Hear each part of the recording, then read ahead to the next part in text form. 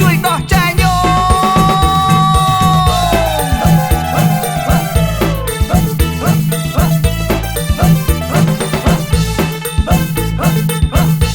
ថ្ងៃនេះជាថ្ងៃចូលឆ្នាំគ្រប់គ្នាឆ្នាំទៅវត្ត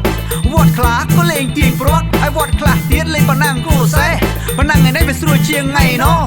មើលចុះកន្លោះកមុំទាំងអស់គ្នាប៉ណ្ណាំងគ្នា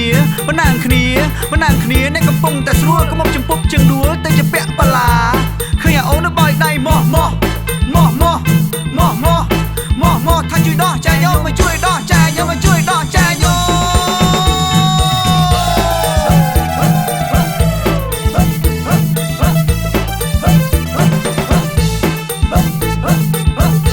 ប៉ុណ្ណាគ្នានៅតាមវាស្រែឲ្យភ្លឺស្រែនេះវាសិតតែបលា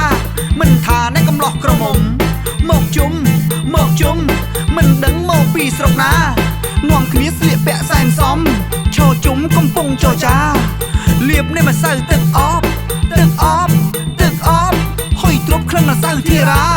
ឈរនៅមិនឆ្ងាយពីបលាខាងនោះក៏បលាឃើញក្របីដេញសេម៉ែវើយមកកំមុំរត់វេទៅជាពាក់បលាអូនតូចនោះក៏ស្រែកឡើងថាបងអើយបងអាជួយដោះចាយញោមជួយដោះចាយញោមជួយដោះចាយញោម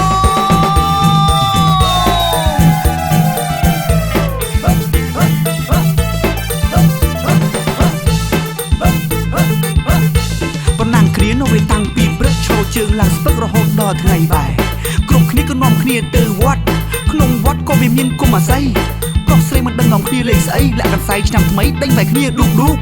ក្រុមមុំយើងព្រោះតែខ្លាចគេវាយរត់ទៅអែបគុំអាស័យទៅជាពាក់បលាអូនតូចនោះក៏ស្រែកឡើងថាជួយដោះចាយញោមជួយដោះចាយញោមជួយដោះចាយញោមជួយដោះចាយញោ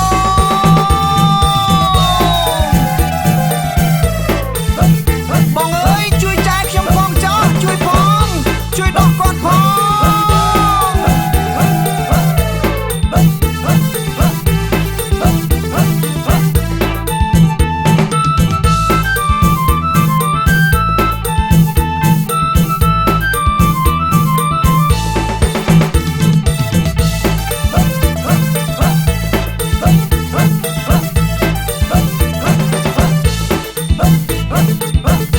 ប៉ុណ្ណាគ្នានៅវាតាំងពីព្រឹកឈរជើងឡើងស្ពឹករហូតដល់ថ្ងៃបែរ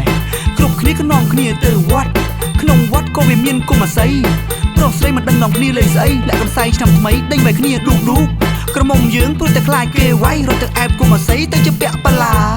អូនតូចនោះក៏ស្រែកឡើងថាជួយដោះចាយញោមជួយដោះចាយញោមជួយដោះចាយញោមជួយដោះចាយញោម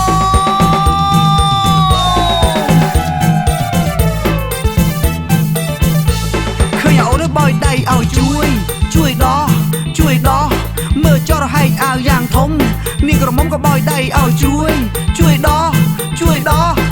ដោះថាជួយដោះចាយញោមជួយ